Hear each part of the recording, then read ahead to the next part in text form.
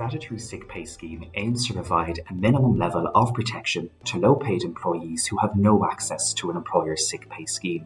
It does, however, also apply to all employees. The scheme provides employees who have 13 weeks continuous service with sick pay for up to 3 days of certified sick leave per year. This entitlement will increase to 5 days in 2024, 7 in 2025, and a maximum of 10 days in 2026. These eventual 10 days of sick pay per year will be in addition to other statutory leave entitlements, including annual leave and maternity leave, as well as public holidays. Both full and part-time employees will be entitled to avail of sick pay under the scheme. Regarding sick pay, employees will receive 70% of their wage while on sick leave. However, a daily cap of €110 will apply. If you already provide a sick pay scheme, you'll now need to review and consider the scheme under the new legislation. The scheme sets out the criteria for you to determine whether your existing sick pay scheme is more favourable than the statutory provisions provided.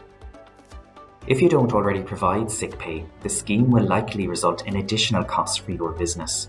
It is essential that you now review your employment contracts and sick pay policies too. If you don't abide by the statutory sick pay entitlements, an employee can take a claim to the Workplace Relations Commission. If the claim is successful, an adjudication officer could award compensation that they consider just and equitable, having regard to all circumstances.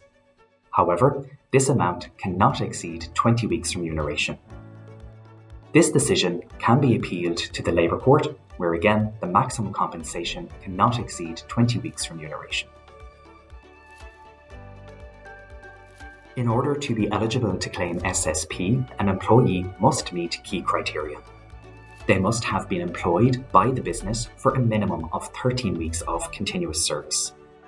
They must provide a GP certificate confirming their unfit for work and including their expected return date.